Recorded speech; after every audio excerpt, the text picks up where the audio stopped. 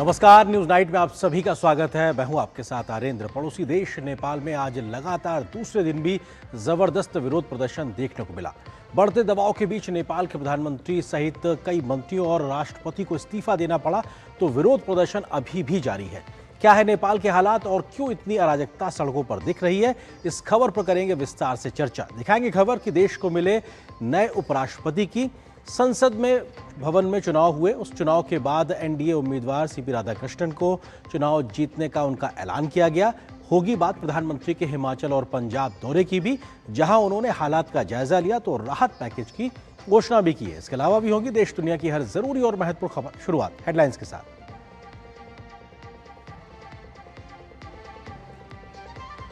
प्रधानमंत्री नरेंद्र मोदी ने पंजाब के बाढ़ प्रभावित क्षेत्रों का किया हवाई सर्वेक्षण। 1600 करोड़ रुपए की अतिरिक्त वित्तीय सहायता की घोषणा की। गुरदासपुर में बाढ़ पीड़ितों से मिले, एनडीआरएफ, एसडीआरएफ कर्मियों से की बात।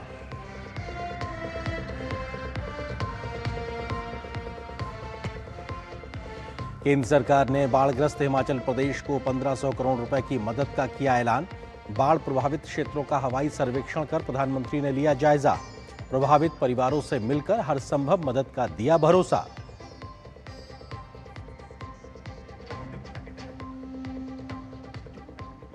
सीपी राधाकृष्णन होंगे देश के अगले उपराष्ट्रपति। विपक्षी गठबंधन के प्रत्याशी वी सुदर्शन रेड्डी को हराया। सीपी राधाकृष्णन को 452 मत मिले, सुदर्शन रेड्डी को मिले 300 वोट।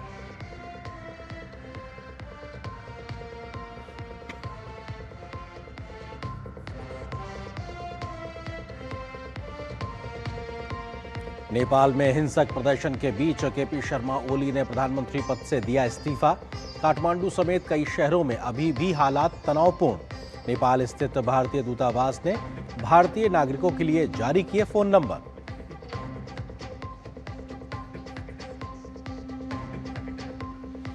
और अफगानिस्तान और हांगकांग के मुकाबले के साथ यूएई में एशिया कप T20 का आगाज। गत विजेता भारत का यूएई के खिलाफ अपने अभियान का करेंगे शुरुआत।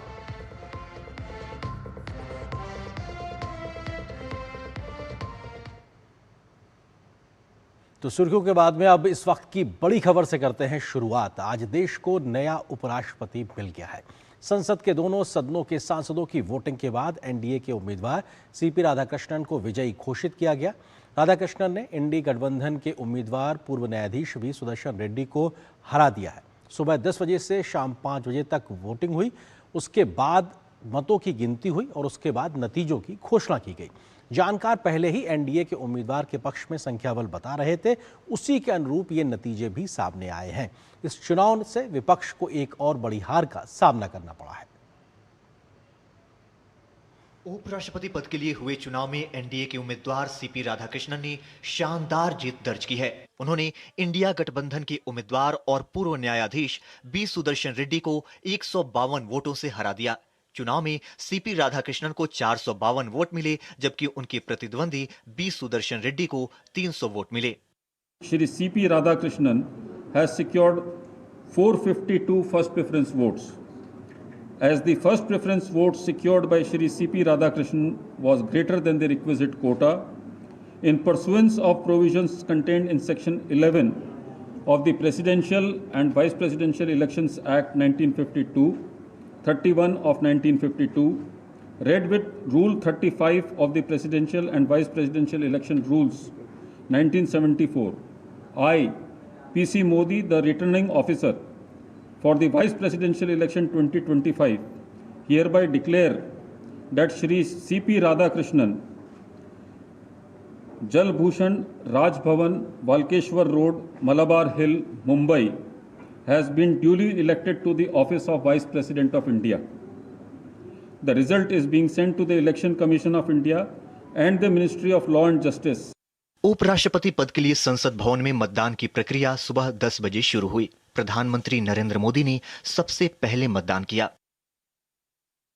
लोकसभा में नेता प्रतिपक्ष राहुल गांधी, कांग्रेस सांसद सोनिया गांधी और प्रियंका गांधी वाड्रा ने संसद भवन पहुंचकर अपना वोट डाला। इसके अलावा कांग्रेस के राष्ट्रीय अध्यक्ष मल्लिकार्जुन खड़गे और केंद्रीय मंत्री अमित शाह और नितिन गडकरी ने भी उपराष्ट्रपति चुनाव में मतदान किया। राज्यसभा के उपसभापति हरिवंश, रक्षा मंत्री राजनाथ सिंह, पूर्व प्रधानमंत्री एचडी देवेगौड़ा, भाजपा सांसद कंगना रनौत और कांग्रेस सांसद गौरव गोगोई ने संसद भवन पहुंचकर अपना वोट डाला। भाजपा के राष्ट्रीय अध्यक्ष और केंद्रीय मंत्री जेपी नड्डा और सपा सांसद अखिलेश यादव ने भी संसद भवन पहुंचकर अपना वोट डाला। केंद्रीय मंत्री अश्विनी वैष्णव, मनोहर लाल और भाजपा सांसद निशिकांत दुबे ने भी संसद भवन में मतदान किया। इस चुनाव में लोकसभा और राज्यसभा के सांसदों ने हिस्सा लेकर अपने मताधिकार का प्रयोग किया। राज्यसभा महासचिव पीसी मोदी को चुनाव के लिए रिटर्निंग ऑफिसर नियुक्त किया गया था। उपराष्ट्रपति पद के लिए बैलेट पेपर से गुप्त मतदान हुआ और मतदान सिंगल ट्रांसफरेबल वोट के तहत किया गया। उपराष्ट्रपति पद के चुनाव के लिए निर्वाचक मंडल में राज्यसभा के 233 निर्वाचित सदस्य, राज्यसभा के 12 मनोनीत सदस्य और लोकसभा के 543 निर्वाचित सदस्य हैं। वर्तमान में 6 राज्यसभा और 1 लोकसभा सीट खाली होने से 781 सांसद मतदान के लिए अधिकृत हैं। जीत के लिए उम्मीदवार को 391 वोट चाहिए थे। भारत राष्ट्र समिति के 4 राज्यसभा सांसद, बीजू जनता दल के 7 राज्यसभा सांसद और शिरोमणि अकाली दल के 1 लोकसभा और 2 राज्यसभा सांसद मतदान में हिस्सा नहीं लिया। ब्यूरो इनपुट के साथ ऋषि कुमार, डीडी न्यूज। तो नए चुने गए उपराष्ट्रपति सीपी राधाकृष्णन का कैसा रहा है अभी तक का राजनीतिक सफर, देखिए इस रिपोर्ट में।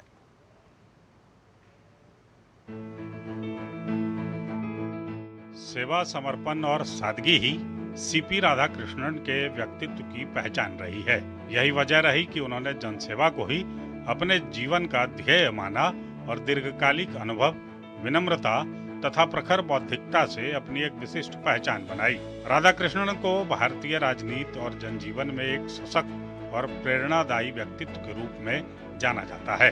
अपने 40 वर्षों के राजनैतिक अनुभव में वो 2 बार लोकसभा के सांसद भी रहे हैं। पिछले वर्ष उन्होंने महाराष्ट्र के राज्यपाल के रूप में अपनी जिम्मेदारी संभाली थी। इससे पूर्व वे लगभग 1.5 वर्ष तक झारखंड के राज्यपाल रहे और इसी अवधि में उन्होंने तेलंगाना के राज्यपाल और पुडुचेरी के उपराज्यपाल का अतिरिक्त दायित्व भी संभाला। वर्ष 1957 में तमिलनाडु के तिरुपुर में जन्मे राधाकृष्णन ने व्यवसाय प्रबंधन में स्नातक की पढ़ाई की।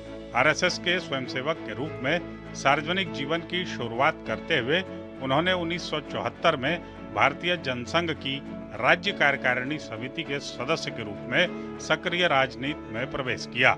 वर्ष 1996 में उन्हें भारतीय जनता पार्टी की तमिलनाडु इकाई का सचिव बनाया गया। इसके बाद 1998 में कोयम्बटूर से वो पहली बार लोकसभा के लिए चुने गए और सन 1999 में दोबारा निर्वाचित हुए। संसद सदस्य के रूप में उनका कार्यकाल उल्लेखनीय रहा। वे संसदीय स्थायी समिति, वस्त्र मंत्रालय के अध्यक्ष रहे और सार्वजनिक उपक्रमों पर संसदीय समिति तथा वित्त पर परामर्शदात्री समिति के सदस्य भी रहे। उन्होंने शेयर बाजार घोटाले की जांच के लिए गठित विशेष संसदीय समिति में भी महत्वपूर्ण भूमिका निभाई। सन 2004 में वे भारतीय संसदीय प्रतिनिधि मंडल के हिस्से के रूप में संयुक्त राष्ट्र महासभा में भारत का प्रतिनिधित्व कर चुके हैं। 2004 से 2007 तक सीपी राधाकृष्णन तमिलनाडु भाजपा के प्रदेश अध्यक्ष रहे। इस दौरान उन्होंने 93 दिनों तक चलने वाली 19,000 किलोमीटर लंबी रथ यात्रा निकाली। इस यात्रा का उद्देश्य नदियों को जोड़ने, आतंकवाद उन्मूलन, सामान्य नागरिक संहिता, छुआछूत मिटाने और नशीली दवाओं की समस्या से निपटने जैसे मुद्दों को सामने लाना था। 2016 में सीपी राधाकृष्णन को कोयर बोर्ड कोच्चि का अध्यक्ष नियुक्त किया गया। उनके नेतृत्व में भारत का नारियल जूट निर्यात 2,532 करोड़ रुपए के रिकॉर्ड स्तर तक पहुंचा। 2020 से 2022 तक वे भाजपा के राष्ट्रीय स्तर पर केरल प्रभारी रहे। 18 फरवरी 2023 को उन्हें झारखंड का राज्यपाल बनाया गया और केवल 4 महीनों में उन्होंने राज्य के सभी 24 जिलों का दौरा कर आम नागरिकों व अधिकारियों से संवाद स्थापित किया। महाराष्ट्र का राज्यपाल बनने के बाद से वह राज्य के विभिन्न हिस्सों में यात्रा कर समाज के विभिन्न वर्गों, जनप्रतिनिधियों, अधिकारियों और उद्योग जगत से लगातार संवाद कर रहे हैं। उन्होंने उच्च शिक्षा की गुणवत्ता और पहुंच बढ़ाने के लिए कई कदम उठाए हैं और विशेष रूप से आदिवासी कल्याण के क्षेत्र में सक्रिय भूमिका निभा रहे हैं। सीपी राधाकृष्णन खेलों में भी रुचि रखते हैं। उन्होंने America, Britain, Germany, France, Japan समेत यूरोप और एशिया के अनेक देशों की यात्राएं की हैं। सीपी राधाकृष्णन आज भी अपने सरल व्यक्तित्व, दूरदर्शी सोच और जनसेवा के प्रति समर्पण के लिए राजनीति व समाज में सम्मानित स्थान रखते हैं। Bureau report, DD news. तो सीपी राधाकृष्णन का उपराष्ट्रपति पद के चुनाव में जीतना और उम्मीद से ज्यादा वोट हासिल करना, इसके क्या राजनीतिक मायने, इस खबर पर बात करने के लिए वरिष्ठ पत्रकार मदन मोहन जैना जी इस वक्त मेरे साथ मौजूद हैं। मदन मोहन जी, स्वागत है आपका दूरदर्शन न्यूज पे। सवाल यही कि एनडीए का जो अपेक्षित पूरा नंबर था उससे ज्यादा एक तरीके से समर्थन मिला है एनडीए उम्मीदवार राधाकृष्णन को, इसको किस तरह से देखा और समझा जाए? जीत तो नंबर आधार पर एक तरीके से मानी ही जा रही थी, लेकिन एक बड़ी जीत ये क्या संकेत देती है? देखिए, ये तो तय था कि एनडीए का उम्मीदवार जीतना है, पहले से स्पष्ट था, संख्या बल उनके पक्ष में था। लेकिन विपक्ष इस चुनाव को एक प्रतिष्ठा का प्रश्न बनाए हुए था और ये साबित करना चाह रहा था कि हम एकजुट हैं। ये दिखाने की कोशिश विपक्ष द्वारा की गई थी। सभी पार्टियों को, जो भी दल विपक्षी गठबंधन में थे, उनको साथ रखकर विपक्ष ये मैसेज देना चाह रहा था कि हम एकजुट हैं। जैसे कि पिछले संसद सत्र के दौरान देखा कि विपक्ष एसआईआर के मुद्दे को लेकर एकजुट नजर आया, उसी प्रकार इस बार भी कोशिश की गई थी। और जब 5 बजे मतदान खत्म हुआ तो कांग्रेस के नेता जयराम रमेश ने ट्वीट भी किया था कि हमारे जो लोग हैं, विपक्ष के जो लोग हैं, उन्हें 315 वोट किए हैं, 315 वोट डले हैं विपक्ष के। लेकिन जब रिजल्ट आए तो विपक्ष को सिर्फ 300 वोट मिले हैं। तो इससे स्पष्ट है कि कहीं न कहीं क्रॉस वोटिंग हुई है। विपक्ष के लोगों ने भी अंतरात्मा की आवाज पर एनडीए को वोट किए हैं। अगर हो सकता है कि जो 15 वोट विपक्ष के बाहर गए, एक आध उससे खराब भी हो गया, तब भी विपक्ष के वोट एनडीए को पड़े हैं। अब ये क्योंकि ये उपराष्ट्रपति का चुनाव है, इसमें अंतरात्मा की आवाज पे फैसला हो सकता है। तो मुझे लगता है कि विपक्ष की तरफ से वोट पड़े हैं, एनडीए को पड़े हैं। और जो विपक्ष की तरफ से एकजुटता दिखाने की कोशिश की गई थी, वो कोशिश एक बार फिर सफल नहीं हो पाई है। बिल्कुल, तो ये बड़ा सवाल एक तरीके से उठता है, क्योंकि अगर विपक्ष एकजुट नजर नहीं आ रहा है और कई जानकार ये भी कह रहे हैं कि ये बहुत सामान्य सा एक तरीके से वोटिंग होती है, उसके बावजूद 15 वोटों का गलत पाया जाना, तो ये भी क्या इंटेंशनली हुआ हो सकता है या अंतरात्मा की आवाज पे हो सकता है? इसको लेकर भी चर्चा चल रही है। नहीं, मुझे लगता है कि जैसे 15 वोट गलत पाए गए हैं, तो ऐसा तो है नहीं कि विपक्ष के होंगे या सत्ता पक्ष के होंगे, वो दोनों के मिक्स हो सकते हैं। ये एक टेक्निकल गलती हो सकती है। ये क्योंकि 315 का आंकड़ा जयराम रमेश ने दिया था और 15 ही इनवैलिड पाए गए। मैं इसलिए पूछ रहा हूं आपसे। नहीं, मैं सिर्फ इसलिए पूछ रहा हूँ, अगर जयराम रमेश ये कहते हैं कि 315 वोट हमारे पड़े थे और हमारे 15 बेकार हो गए, तो मुझे नहीं लगता कि ये दावा सही होगा। क्योंकि अगर 15 वोट रद्द हुए हैं तो वो दोनों पक्षों के हो सकते हैं मिला जुला के, और इसके बाद भी कुछ वोट जो है एनडीए को पड़े हैं। ये क्रॉस वोटिंग ये दिखाता है, ये चुनाव ये दिखाता है। ऐसा नहीं है कि कांग्रेस विपक्ष के 15 वोट जो कम मिल रहे हैं, जो कम मिले हैं उससे, वो सारा विपक्ष के खराब हो गए हों, ये पॉसिबल नहीं है। जी, कांग्रेस ये भी कह रही है कि साहब, जब पिछली बार 2022 में चुनाव हुआ था, उस समय लगभग 26% के आसपास विपक्षी उम्मीदवार को वोट मिला था, उसके मुकाबले हमें ज्यादा वोट मिला है इस बार।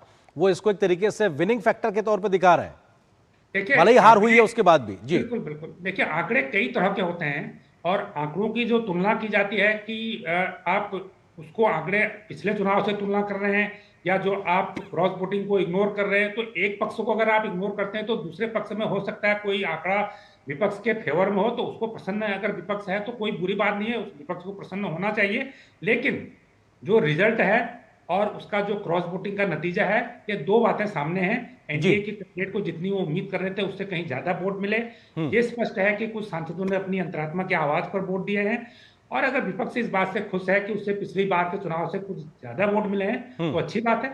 और ये तो अच्छी बात है, हर दल को प्रयास करना चाहिए। जी, तो आने वाला जो आगामी चुनाव है, खासतौर से बिहार के चुनाव को लेकर बड़ा सरगर्मियां तेज चल रही हैं, तो विपक्षी एकता को लेकर संशय या कहा जाए सवाल तो फिर पूछे ही जाएंगे, क्योंकि आप एक मुश्त होकर अपने आप को जिस प्रकार से प्रदर्शित कर रहे थे, वो स्थिति नहीं दिखाई पड़ रही है। देखिए, ये स्पष्ट है कि जो एक सुर्खियों में नजर आता है, जो मीडिया की सुर्खियों में नजर आता है, जो एक दावों में नजर आता है, वो जमीन पर होता हुआ नहीं दिख रहा है। ये एक चुनाव बड़ा हाई प्रोफाइल चुनाव है, लेकिन कम संख्या वाला चुनाव है जो आज हुआ है, लेकिन इसमें नजर तो आया है कि कुछ गड़बड़ी है, और इसमें यह स्पष्ट हो गया है कि विपक्ष की जो एकता है उसमें कुछ गड़बड़ी है।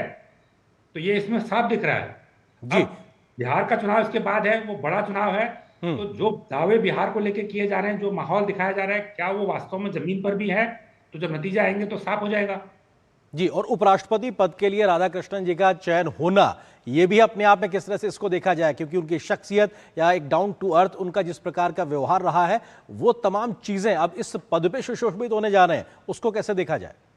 देखिए, मुझे लगता है कि एक बेहद अनुभवी राजनेता हैं और काफ़ी लंबा समय है उनके पास काम करने का, अनुभव करने का। जैसे आपने बताया था कि किस प्रकार झारखंड जैसे एक दुर्गम स्टेट के 24 जिलों का उन्होंने 24 दिन के भीतर दौरा कर दिया था। तो मुझे लगता है कि जो उनकी क्षमताएं हैं, वो क्षमताएं भी उनकी एक जो इच्छा शक्ति है उनकी, वो बहुत तीव्र है। और किस प्रकार से अब वो एक नई जिम्मेदारी को संभालेंगे, इसमें उपराष्ट्रपति का काम भी होता है और राज्यसभा जो एक अपर हाउस है उसको चलाने की जिम्मेदारी भी होती है। तो मुझे लगता है कि जो एक अनुभवी शख्स को यहाँ पर लाया गया है और बहुत अच्छे वोटों से उनकी जीत भी हुई है, तो मुझे लगता है कि इस अपनी जो आगे का उनका जो सफर होगा, इसमें वो खड़े उतर के दिखाएंगे। जी, और इस चुनावी हार जीत से कौन से और बड़े राजनीतिक संकेत भी निकलते हैं मौजूदा वक्त में और भविष्य की राजनीति के लिहाज से? देखिए, संकेत स्पष्ट हैं। एक तो संकेत यही है कि विपक्ष उतना एकजुट नहीं है। दूसरा संकेत यह है कि एनडीए इसमें एकजुट है। एनडीए के जितने सहयोगी दल हैं वो एकजुट हैं। और एनडीए को लेकर, एनडीए के संख्या बल को लेकर कई बार सवाल उठता है कि नहीं, बीजेपी का पास संख्या बल कम है। लेकिन यहाँ पर यह स्पष्ट है कि बीजेपी का भले ही संख्या बल कम हो, लेकिन जो एनडीए है वो एक मजबूत है। वो संसद के भीतर और संसद के बाहर मजबूत बना हुआ है। ये इस चुनाव से भी स्पष्ट संकेत मिलता है। बीजेपी का संख्या बल एक है, लेकिन जो एनडीए का कुल संख्या बल है वो एक मजबूत स्थिति में बना हुआ है। 452 वोट मिलना बहुत अच्छा रिजल्ट है, बहुत अच्छे नतीजे हैं। तो मुझे लगता है कि ये भी एक बड़ा संकेत है। जी, तो इस चुनावी हार के बाद विपक्ष को आत्ममंथन की भी जरूरत है और समझना होगा कि आगे की राजनीतिक पारियों को खेलने के लिए कैसे आगे बढ़ना होगा। देखिए, हम तो यही कहेंगे कि जो विपक्ष है उसको भी अपनी रणनीति बनानी चाहिए, क्योंकि डेमोक्रेसी में तो यही कहा जाता है कि जैसे सरकार मजबूत होती है वैसे ही विपक्ष को भी मजबूत होना चाहिए, ताकि वो सरकार की जो कमियां हैं, जो सरकार को और सही राह दिखा सके। अगर विपक्ष मजबूत होता है तो अच्छी बात है। विपक्ष को अपनी रणनीति पर मंथन करना चाहिए और वो कैसे ज़्यादा मजबूत हो, कैसे वो सरकार को कैसे सही डायरेक्शन में ले जाए, कैसे सही दिशा दे और सरकार को अच्छे काम सुझाए और सरकार की मदद करे। तो मुझे लगता है कि ये तो अच्छी बात है। विपक्ष को अपनी रणनीति की समीक्षा करनी चाहिए। जी, तो आने वाला जो शीतकालीन सत्र होगा तो वो एक तरीके से नए उपराष्ट्रपति के लिहाज से भी एक नई चुनौती के तौर पे भी होगा, क्योंकि राज्यसभा की गर्माहट शीतकालीन सत्र में भी रहेगी, इस बात की भी संभावना कही जा सकती है। देखिए, सत्र हंगामेदार रहेगा, ये तो लग ही रहा है, कि क्योंकि उस समय बिहार के चुनाव के नतीजे भी आगे होंगे। तो और जो उपराष्ट्रपति जी उनका पहला सत्र होगा, तो विपक्ष अपनी कोशिश तो करेगा, लेकिन विपक्ष की कोशिश हम यही उम्मीद करते हैं कि ठीक है, वो सकारात्मक होनी चाहिए। राजनीति जो संसद के बाहर होती है वो संसद के बाहर हो, और जो संसद के भीतर है वहां पर उसका टाइम का कैसे सदुपयोग किया जाए। और पिछले कई सत्रों से हम देख रहे हैं उसका सदुपयोग नहीं हो रहा है। तो मुझे लगता है कि उसका सदुपयोग करने की बात सोचनी चाहिए। विपक्ष सरकार को घेरे, लेकिन बातचीत करके और वहां पर बहस करके, चर्चा बिल्कुल, करके। संसद में संवाद बहुत जरूरी है और वो कम से कम हो, उस दिशा में आगे बढ़ना चाहिए। फिलहाल शुक्रिया मदन जी, आपसे आगे भी खबर पे हम बातचीत करेंगे। फिलहाल शुक्रिया आपको हमारे साथ जुड़ने के लिए, और यहाँ पर एक छोटे से ब्रेक के लिए रुकते हैं, बहुत जल्द हाजिर होते हैं।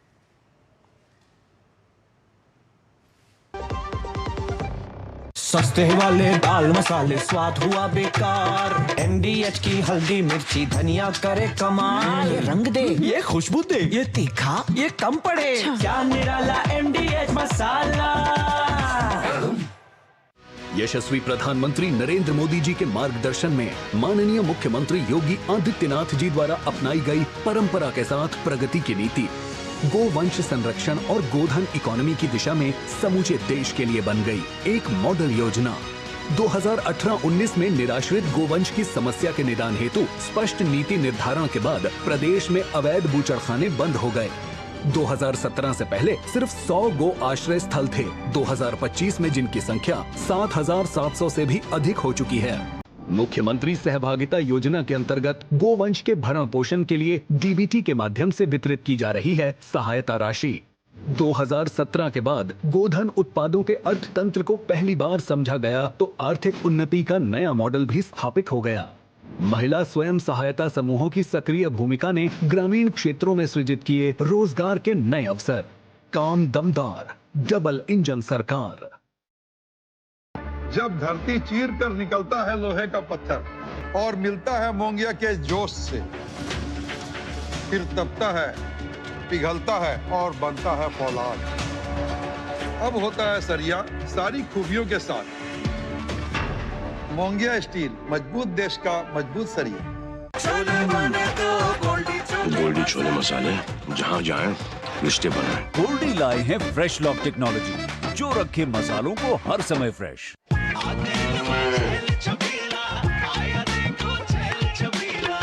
एक कपिला।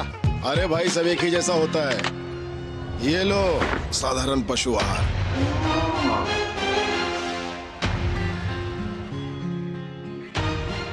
इस देश की हर माँ, बच्चे, बूढ़े, जवान, खिलाड़ी, डॉक्टर, इंजीनियर, सबको गाय भैंस की दूध की शक्ति पर भरोसा है। पर जब इन पशुओं को कपिला पशु आहार मिलेगा, तभी तो दूध सिर्फ ज्यादा ही नहीं, शक्ति से भरपूर भी होगा। और ये सच जानते हुए चंद पैसों के लिए तुम देश का भरोसा तोड़ दो। माफ कीजिए। कपिला पशु आहार, देश का नंबर 1 पशु आहार। इस फेस्टिव सीजन किचन की रंगत और बढ़ेगी, क्योंकि रसोई की कई चीजों पर जो प्री जीएसटी दौर में टैक्स 21% तक था, अब घटकर हो गया है केवल 5%। कम टैक्स, ज्यादा बचत का उपहार, खुशियों वाले त्योहार। Next gen GST. जिन्होंने यूज किया है वो जानते हैं असली हींग का स्वाद। MDH सुपर हींग, शुद्धता का असली तड़का। MDH। प्रधानमंत्री नरेंद्र मोदी ने आज बाढ़ और बारिश से प्रभावित हिमाचल प्रदेश और पंजाब का दौरा किया।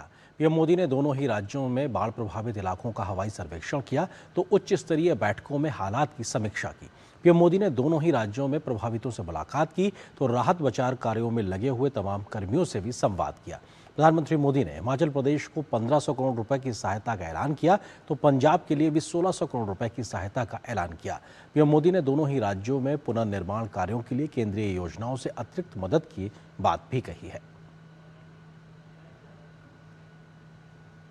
मंगलवार को प्रधानमंत्री नरेंद्र मोदी 2 बाढ़ प्रभावित राज्यों के दौरे पर रहे। हिमाचल प्रदेश और पंजाब में पीएम ने जमीनी हालात की जानकारी ली और केंद्र की तरफ से बड़ी वित्तीय सहायता का ऐलान किया। पीएम पहले हिमाचल प्रदेश पहुंचे और बाढ़ भूस्खलन से हुए नुकसान का जायजा लेने के लिए हवाई सर्वेक्षण किया। पीएम ने कांगड़ा में बाढ़ पीड़ितों का हालचाल जाना और हर संभव मदद का आश्वासन दिया। पीएम ने राहत बचाव दलों की सराहना की। प्रधानमंत्री ने हिमाचल प्रदेश के लिए 1500 करोड़ रुपए की वित्तीय सहायता की घोषणा की। साथ ही एसडीआरएफ और पीएम किसान सम्मान निधि की दूसरी किस्त अग्रिम रूप से जारी की जाएगी। प्रधानमंत्री ने मृतकों के निकटतम परिजनों को 2 लाख रुपए और गंभीर रूप से घायलों को 50,000 रुपए की अनुग्रह राशि देने की भी घोषणा की। नुकसान के सटीक आकलन और तेजी से मदद के लिए क्षतिग्रस्त घरों की जियो टैगिंग की जाएगी। क्षतिग्रस्त स्कूलों को समग्र शिक्षा अभियान के तहत सहायता मिलेगी ताकि शिक्षा कार्य में रुकावट न आए। केंद्र सरकार ने प्रभावित क्षेत्रों में बुनियादी ढांचे की बहाली और पुनर्निर्माण के लिए हर संभव मदद का आश्वासन दिया है। कृषि को हुए नुकसान को ध्यान में रखते हुए विशेष सहायता उपाय किए जाएंगे। पंजाब में भी पीएम ने बाढ़ प्रभावित क्षेत्रों का हवाई सर्वे कर ताजा स्थिति की जानकारी ली। गुरदासपुर में पीएम बाढ़ पीड़ितों और राहत बचाव दलों के सदस्यों से मिले। पीएम ने राज्यपाल और शीर्ष अधिकारियों के साथ समीक्षा बैठक भी की। पीएम ने राज्य को 1600 करोड़ रुपए की वित्तीय सहायता का ऐलान किया।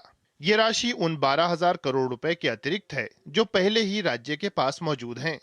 पीएम ने मृतकों के परिजनों के लिए 2 लाख रुपए और घायलों के लिए 50,000 रुपए की अनुग्रह राशि की घोषणा की। इस आपदा के कारण अनाथ हुए बच्चों के लिए पीएम केयर्स फॉर चिल्ड्रन योजना के तहत व्यापक सहायता मिलेगी। राज्य के लिए एसडीआरएफ और पीएम किसान सम्मान निधि की दूसरी किस्त अग्रिम रूप से जारी की जाएगी। पीएम ने कृषि को हुए नुकसान की भरपाई के लिए विशेष अतिरिक्त सहायता का भी ऐलान किया। क्षतिग्रस्त मकानों के पुनर्निर्माण के लिए वित्तीय सहायता प्रदान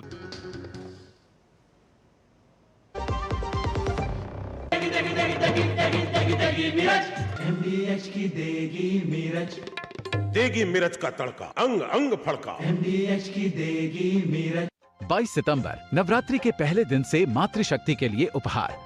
घर के रोजमर्रा के सामान पर प्री जीएसटी दौर में लगता था 27% तक टैक्स, वो अब केवल 5%। कम टैक्स, ज्यादा बचत। Next gen GST.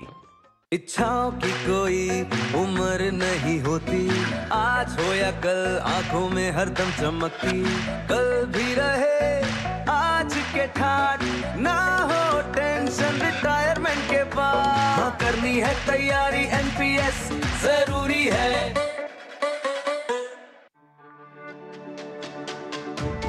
मेरी पसंद। मेरी पसंद। मेरी पसंद। मेरी पसंद। हमारी पसंद। हम सब की पसंद। मजबूत देश का मजबूत सरिया मोंगिया स्टील। 4-5 दिनों से तेज बुखार है। सिर, शरीर के जोड़ों और आंखों के पीछे दर्द भी हो रहा है। शरीर पर लाल चट्टे भी हैं। ये डेंगू के लक्षण है। डेंगू? डरिए मत, डेंगू एक साधारण वायरल बुखार है। उपयुक्त इलाज व तरल पदार्थ लेने पर घर पर ही ठीक हो जाता है। बहुत कम मामलों में बुखार के उतरने के बाद भी रक्तस्राव या बीपी कम होने पर अस्पताल में भर्ती होने की जरूरत होती है। डेंगू के लक्षण देखते ही डॉक्टर से मिलें, खून की जांच करवाएं और डेंगू से बचें। LIC लाया है unit linked insurance plan index plus. जीवन बीमा पाइए और निफ्टी स्टॉक्स के साथ अपने मार्केट रिटर्न्स को तेजी से बढ़ाइए। इस अट्रैक्टिव कॉम्बिनेशन के साथ अपना कल सुरक्षित कीजिए। सिर्फ 2500 रुपए मंथली प्रीमियम से शुरुआत कीजिए। आज ही LICindia.in पर जाएं। गोल्डी छोले मसाले, जहाँ जाएं रिश्ते बनाएं। गोल्डी लाए हैं फ्रेश लॉक टेक्नोलॉजी, जो रखे मसालों को हर समय फ्रेश। और ब्रेक के बाद अब खबर नेपाल की। नेपाल में आज दूसरे दिन भी कई सड़कों पर जबरदस्त विरोध प्रदर्शन देखने को मिला। युवाओं के इस प्रदर्शन को नेपाल की जनता का समर्थन मिलता नजर आया, जिसके बाद कई मंत्रियों और प्रधानमंत्री केपी शर्मा ओली को इस्तीफा देना पड़ा। लेकिन प्रदर्शनकारियों का विरोध प्रदर्शन अभी भी जारी है। नेपाल की संसद भवन से लेकर कई बड़े बड़े दफ्तरों सहित नेताओं के घरों में आग लगा दी गई, तो कई बड़े बड़े मंत्रियों और उनके परिजनों के साथ में बदसलूकी और मारपीट भी की गई। बेहद खराब हालात के बीच फिलहाल नेपाल किस रास्ते जा रहा है, इसको लेकर अभी असमंजस बना हुआ है। लेकिन काठमांडू के मेयर बालेंदु शाह को लेकर लोगों का दावा है कि वो अगले बड़े नेता के तौर पर उभरते हुए सामने आ रहे हैं। प्रदर्शनकारियों के सामने बेबस सरकार। पीएम केपी शर्मा ओली ने सौंपा इस्तीफा। असामान्य परिस्थितियों की वजह से इस्तीफा।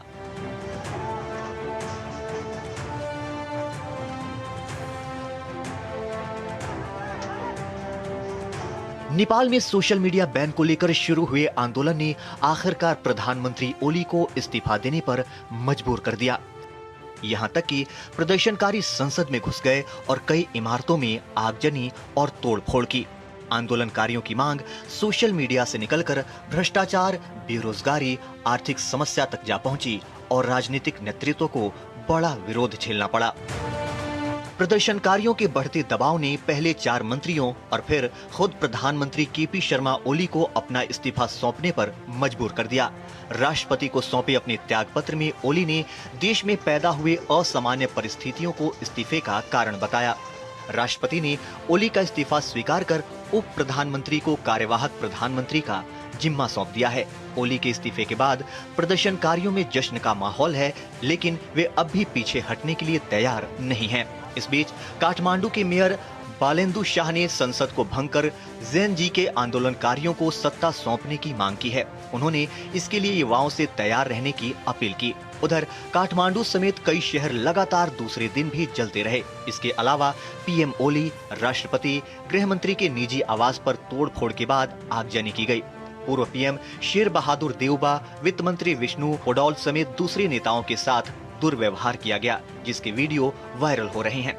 सोमवार को सुरक्षा बलों की गोलीबारी में छात्रों सहित करीब 19 प्रदर्शनकारी मारे गए और 400 से अधिक युवा घायल हो गए थे। काठमांडू में अनिश्चितकालीन कर्फ्यू लागू होने के बाद भी हिंसा के दौरान पुलिस और प्रदर्शनकारियों के बीच झड़पें हुई हैं। मंगलवार को 2 और लोगों की मौत से मरने वालों का आंकड़ा अब 21 हो गया है। फिलहाल नेपाल की स्थिति चिंताजनक बनी हुई है। काठमांडू का अंतर्राष्ट्रीय हवाई अड्डा बंद कर दिया गया है और सभी उड़ानें रद्द कर दी गई हैं। नेपाल के मुख्य सचिव ने ताजा हालात पर सेना और दूसरे वरिष्ठ अधिकारियों के साथ बैठक की। अधिकारियों ने संयुक्त वक्तव्य में लोगों से शांति बनाए रखने की अपील की है।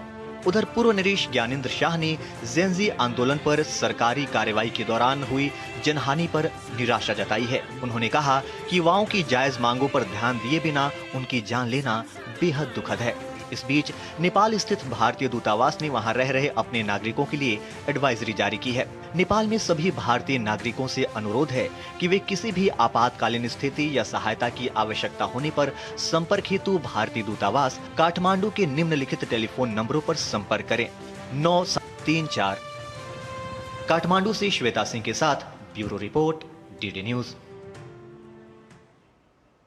तो नेपाल में राजनीतिक अस्थिरता की क्या कुछ बड़ी वजह है? आपको सिलसिलेवार तरीके से कुछ तथ्यों से रूबरू कराते हैं। नेपाल में राजनीतिक अस्थिरता की बात की जाए तो कुछ इतिहास समझना होगा। 1996 में राजशाही के खिलाफ माओवादी आंदोलन की एक शुरुआत हुई थी नेपाल में, और उसके बाद 2006 में हुआ था शांति समझौता और लोकतंत्र स्थापित करने पर सहमति बनी थी। तो ये अपने आप में कुछ तथ्य हैं जो जानना जरूरी है नेपाल की अस्थिरता को लेकर।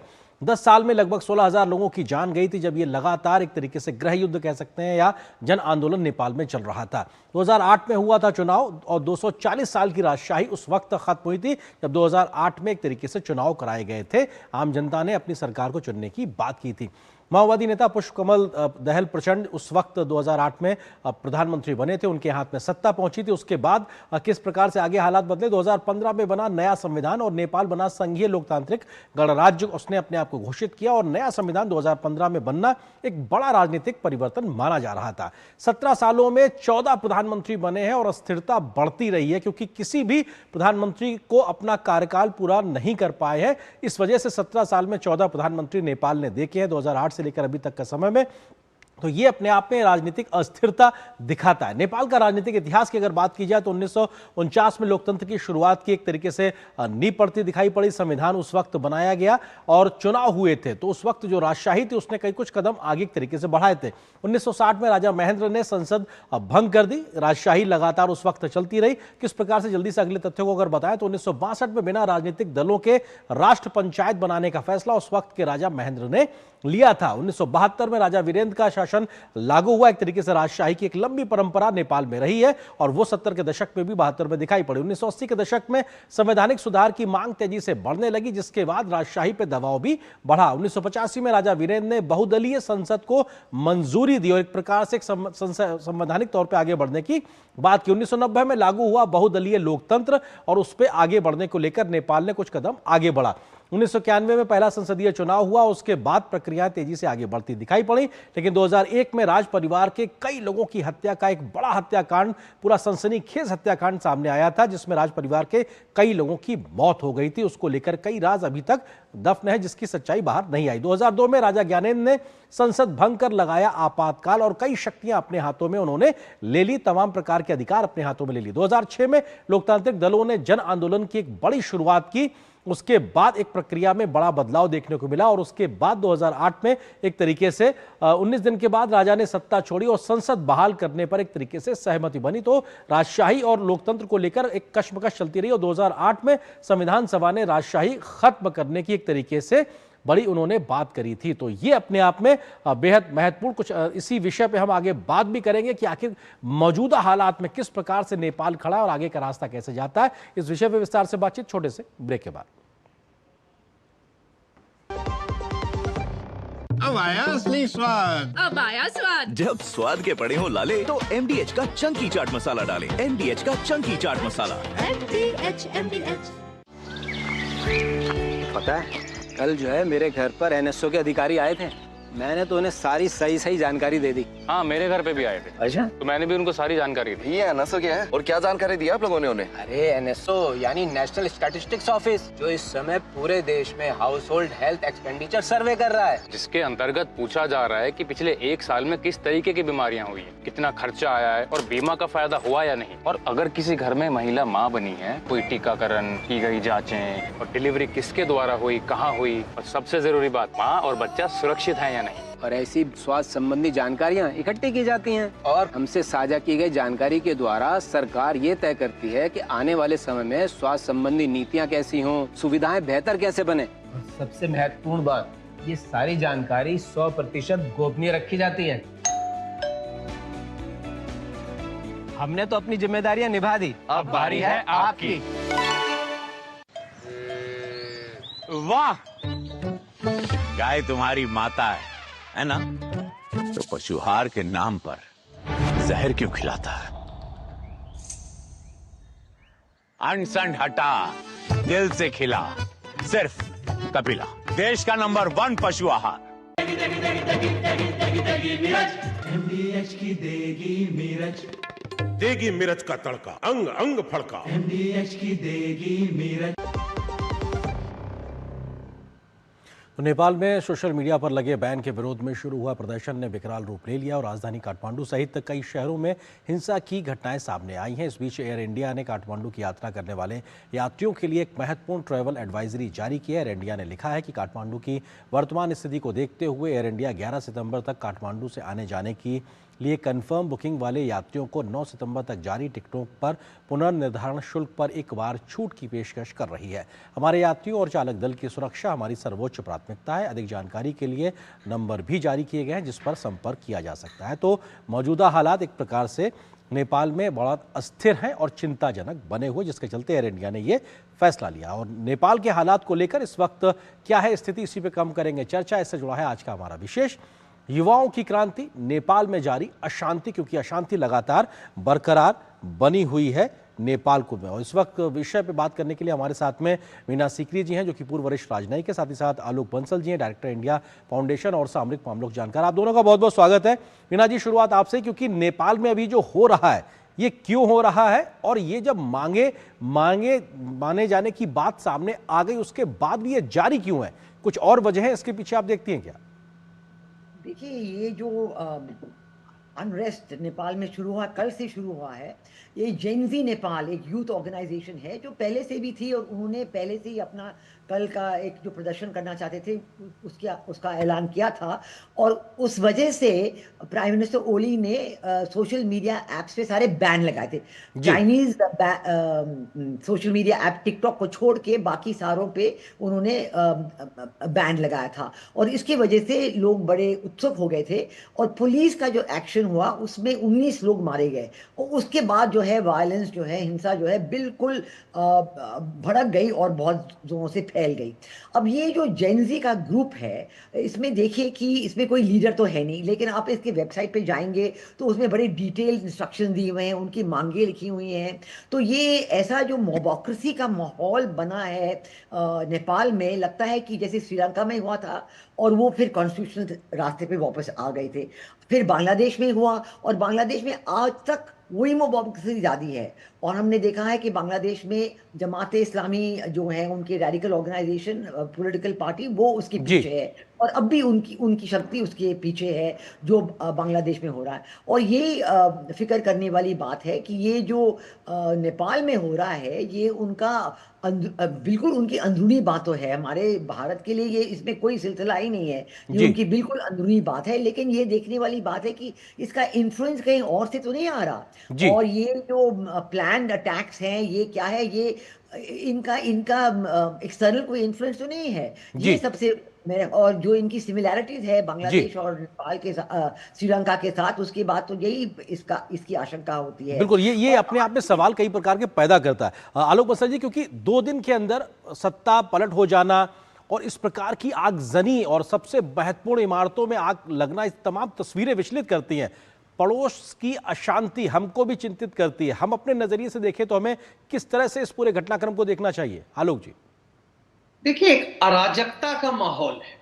परिवर्तन आवश्यक हो सकता है, पर अराजकता किसी भी राष्ट्र के लिए उपयुक्त नहीं है।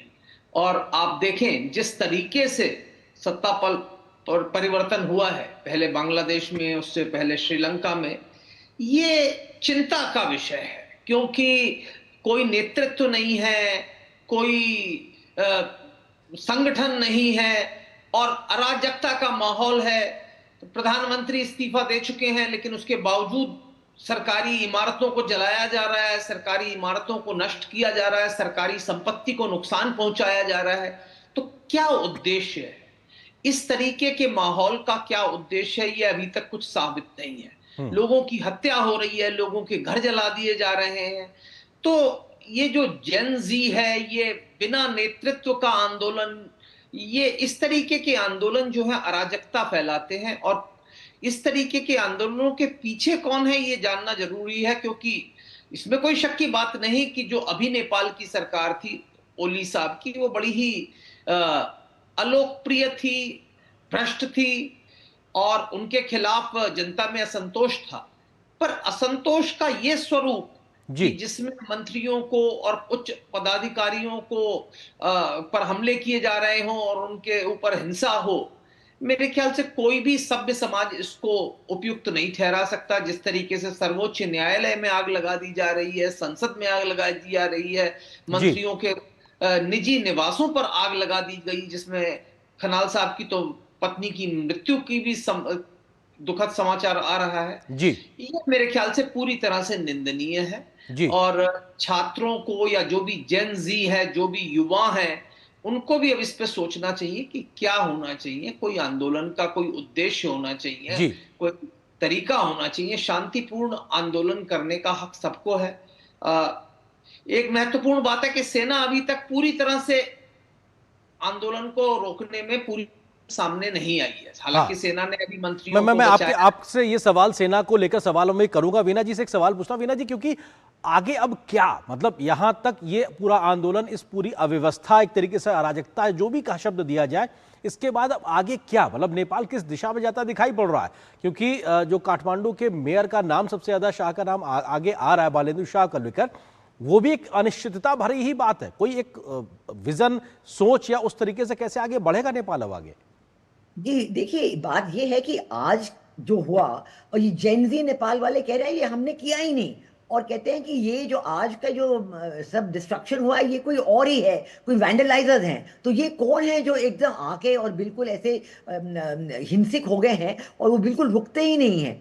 आज के दिन तो आप बिलीव नहीं करेंगे कि दोपहर को ये कह रही थी कि पुलिस साहब तो खैर उन्होंने अपना इस्तीफा दे दिया था, और कह रहे थे कि प्रेसिडेंट साहब ने भी नहीं दिया, लेकिन लकीली अब शाम तक ये संदेशा आया है, इंफॉर्मेशन वहाँ से आई है नेपाल से, कि प्रेसिडेंट बिल्कुल कायम है। और आज अब इस वक्त नेपाल में दो कॉन्स्टिट्यूशनल अथॉरिटी जो हैं, वो एक है प्रेसिडेंट और दूसरे हैं army, and army is under the control of the president. और प्रेसिडेंट ने आर्मी को कह दिया है कि आप हिंसा को बंद कीजिए। उनकी कोशिश है, लेकिन पूरी तरह से हुई नहीं है।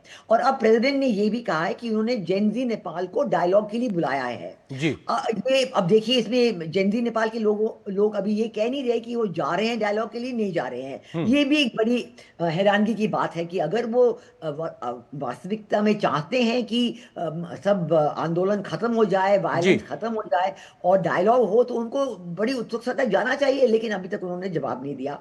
और इसलिए तो ये लग रहा है कि ये जो उन्होंने सुप्रीम कोर्ट वगैरह सब इंस्टीट्यूशंस जो हैं, कॉन्स्टिट्यूशनल इंस्टीट्यूशन है, उन पे जो अटैक हुआ है, इससे ये बड़ा लगता है कि बिल्कुल बांग्लादेश में जो हो रहा है उसी बिल्कुल उसी तर्ज पे दिखाई पड़ रहा है। आप बहुत महत्वपूर्ण बात की ओर इशारा कर रही हैं। आलोक जी, सवाल ये कि आखिर इस प्रकार की इतनी अराजकता क्यों? क्या इसके पीछे कोई और सोच, मंशा, और सेना का रोल, इसको लेकर सवाल। आलोक जी देखिए, अराजकता के पीछे किसी बाहरी शक्ति के होने की काफी संभावना है, क्योंकि असंतोष को एक तरीके से इस स्थिति में लाने के लिए काफी वित्तीय सहायता की भी आवश्यकता हो सकती है, और ऐसा लगता है कि कोई बाहरी शक्ति इसमें संलग्न है। और जिस तरीके की घटनाएं भारत की पड़ोस में हो रही हैं, पहले श्रीलंका, फिर बांग्लादेश, नेपाल, ये दर्शाता है कि जो लोगों का असंतोष है उसको किसी तरीके से प्रभावित किया जा रहा है और इस स्थिति में लाया जा रहा है। जहां तक सवाल सेना का है, हमें इसको समझना चाहिए कि पहले बांग्लादेश में और अब हमने नेपाल में भी देखा है, सेना जो विदेशी हमलावरों के खिलाफ देश की रक्षा करने के लिए होती है, वो सामान्यतः देश के नागरिकों पर हमला करने से या फायर करने से हिचकती है। और ये हमने बांग्लादेश में भी देखा और ये हमने नेपाल में भी देखा। लेकिन इस हिचक का असर हमने देखा कि एक असंतोष और अराजकता की स्थिति पैदा हो गई। पर नेपाल में कम से कम सेना ने कोशिश की और लोगों को बचाने की काफी बड़ी संख्या में चेष्टा की है। बड़े बड़े नेता जिनके ऊपर हमले हो रहे थे, उनको अपने निवासों से बचाकर दूर ले जाने की कोशिश की गई है, उनको सुरक्षित ले जाने की कोशिश की है। हालांकि उससे पहले काफियों के साथ हिंसा हुई है और काफियों की तस्वीरें हम देख रहे हैं। तो सेना कोशिश कर रही है कि किसी तरीके से स्थिति सामान्य हो। सेना के अध्यक्ष आज नेपाल की जनता को मेरे ख्याल से एड्रेस करने वाले हैं, उनका भाषण होने वाला है, उसकी हमें प्रतीक्षा करनी चाहिए। नेपाल के राष्ट्रपति ने कई बार बोला है कि भाई अब प्रधानमंत्री ने इस्तीफा दे दिया, सरकार जा चुकी है, अब तो आप वार्ता करिए, क्या चाहते हैं आप लोग, उसके बारे में कुछ बताइए। समस्या ये है कि इस तरीके के आंदोलन में कोई नेतृत्व नहीं है। ये जो अराजकता का माहौल है, इसको कैसे स्टेबलाइज किया जाए इसको। इसमें क्या कि भीड़ की जो मेंटेलिटी होती है, जो एक भीड़ तंत्र होता है, वो चल रहा है। जिसका जो दिल कर रहा है वो कर रहा है। स्वस्फूर्त कह सकते हैं, लेकिन कोई एक व्यक्ति नहीं दिखाई पड़ता है, नेतृत्व तो नहीं दिखाई पड़ता है। इससे बात की जाए मीना जी, सवाल यही है कि अभी भी एक लीडरशिप बड़ी स्तर पे नेपाल में मौजूद है, आगे अब बात बनेगी कैसे? क्योंकि एक लंबा इतिहास रहा है राजनीतिक अस्थिरता का नेपाल में। यहां से अब नेपाल कैसे आगे बढ़ेगा और कैसे उठ खड़ा होगा, वो रास्ते कैसे दिखाई पड़ रहे हैं आपको? मुझे लगता है कि एक तो वार्ता, कॉन्वर्सेशन, डिस्कशन, डायलॉग तो जरूर होना चाहिए। जेनजी को वहां जाना चाहिए। जो नाम आपने लिया बालन शाह का, वो जरूर एक बहुत मशहूर मेयर हैं काठमांडू में, इंडिपेंडेंट मेयर हैं, और उन्होंने बहुत बड़ी बहुमत से, बहुत बड़ी मेजॉरिटी से उनकी इलेक्शन हुई थी। लेकिन अब तक तो ये भी पता नहीं है कि वो जेनजी के रिप्रेजेंटेटिव हैं कि नहीं। जेनजी के सपोर्ट में तो प्रिंस ज्ञानेंद्र भी आ गए हैं। उन्होंने भी कहा है कि जो मोनार्किक पार्टी, उन्होंने भी कहा है कि हम जेनजी को सपोर्ट करते हैं। लेकिन इससे जो है सरकार तो नहीं बनती है, तो इसलिए सरकार बनने के लिए स्थिरता चाहिए। अगर सरकार बनानी है तो फिर इलेक्शंस होने पड़ेंगे, तो उसके लिए मतलब स्थिरता चाहिए। कैसे होंगे? और हम देख रहे हैं कि काठमांडू के बाहर भी, अन्य प्रोविंसेस में भी, अन्य क्षेत्र में भी बहुत ही जैसे ये अनरेस्ट है। और ये कैसे हुआ? मतलब ठीक है, काठमांडू में ये जेनजी की डेमोन्स्ट्रेशन कल होने वाली थी, लेकिन कई शहरों में ये स्थिति दिखाई पड़ रही है। इस अराजकता को पहले रोककर स्थिरता के साथ संवाद आगे बढ़ेगा, तब शायद नेपाल में स्थिति बेहतर होगी। फिलहाल वक्त इतनी अनुमति दे रहा, दोनों मेहमानों का बहुत शुक्रिया हमारे साथ जुड़ने के लिए, इस विषय पर विस्तार से बात करने के लिए। छोटे से ब्रेक के लिए रुकते हैं, बहुत जल्द हाजिर होते हैं। जिन्होंने यूज किया है वो जानते हैं असली हींग का स्वाद। MDH सुपर हींग, शुद्धता का असली तड़का। MDH। हेलो, नमस्कार सर, बधाई हो। आपको प्रधानमंत्री ग्रामीण आवास योजना की तरफ से पक्का घर मिला है। पक्का घर? हाँ सर, बस आपको एक एप्लीकेशन डाउनलोड करनी पड़ेगी, जिसका लिंक हमने आपके नंबर पर भेज दिया है। पक्के मकान के नाम पे बेवकूफ बनाया जा रहा है। जमतारा में 70 लोगों का गिरोह पकड़ा गया है। वैसे ही फोन कॉल करके लोगों को गाड़ी, बंगला, बैंक बैलेंस का लालच देके बेवकूफ बना रहे थे। कम से कम 7 साल की सजा होगी। नहीं सर, क्या बोल रहे हैं? ये जो विनोद तो घर दे रहे हो ना, वो अपने पास रख लो। तुम जब जेल जाओगे तुम्हारे घर वालों का काम आएगा। काट दिस। क्या किए भैया, बड़ा मुश्किल से पक्का का घर मिल रहा था। पक्का का घर मिल रहा था, घर से बेघर हो जाते हैं। मतलब हम समझे नहीं, कैसे? सब जैसे तुम ये एप्लीकेशन डाउनलोड कर लेते, तुम फोन हैक करके और सारा बैंक बैलेंस सपाचट। बड़ा मुश्किल से 6000 रुपया सेव किए हैं भैया। जो बचा लिया हम। साइबर अपराधियों का मत लो tension, stop, think and then take action. मेरी पसंद, मेरी पसंद, मेरी पसंद, मेरी पसंद, हमारी पसंद, हम सबकी पसंद। मजबूत देश का मजबूत सरिया हो गया स्टील।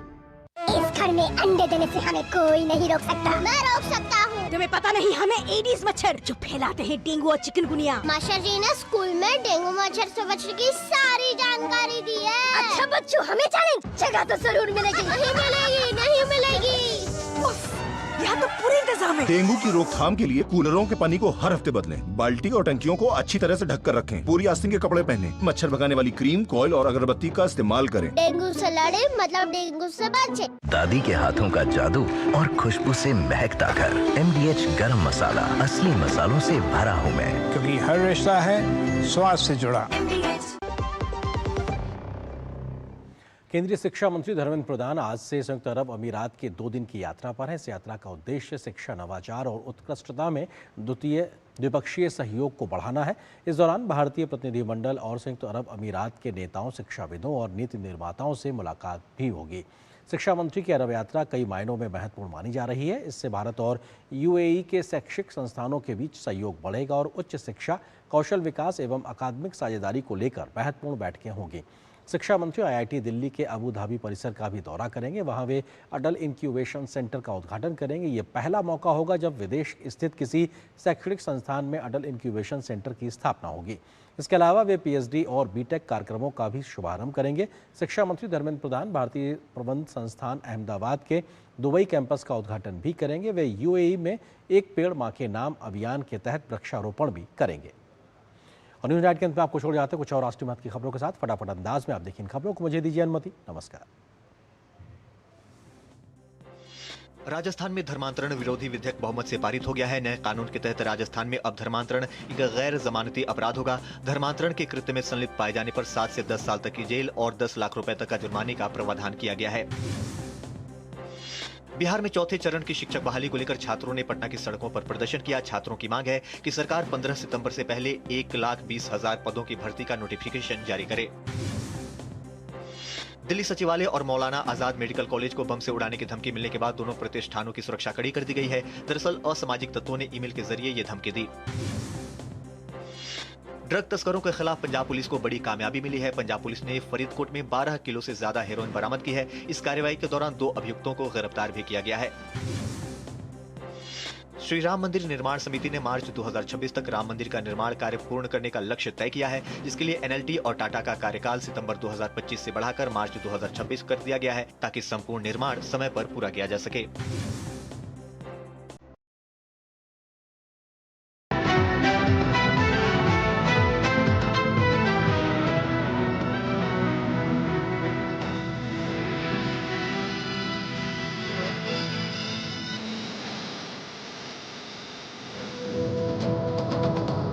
न्यूज़ नाइट के